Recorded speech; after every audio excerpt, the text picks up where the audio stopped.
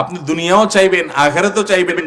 হ্যাঁ, দুনিয়া হালাল উপার্জন করে যদি আপনি কোটিপতি হয়ে যান, কোনো অসুবিধা নাই। আল্লাহর অনেক বান্দা আছেন কোটি কোটি টাকার বিজনেস হোল্ডার, অনেক বড় বড় পদে আল্লাহ নিয়ে গেছেন, অনেক বড় বড় সরকারি কর্মকর্তা আছে, ব্যক্তিগতভাবে আমি চিনি, অনেক বড় বড় কর্মকর্তা আছেন। এক পয়সা জীবনে করে দিন, 2 নম্বর পথে কামান নাই। আল্লাহ এরকম বহু বান্দা এখনো আছে, পরিমাণে কম, এই সংখ্যাটা বাড়াতে হবে, সেটাই আমাদের দায়িত্ব।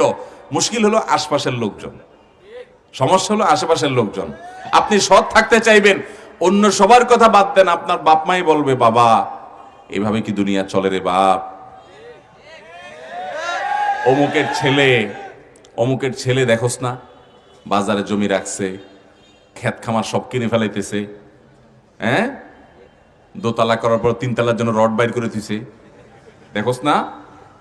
এসব কে বলে? নিজের মা বাপ বলে। এই জন্য মা বাপকে নিয়ে তাদের সাথে বেয়াদবি করা যাবে না। পায়ের কাছে বসে চোখের পানি ফেলে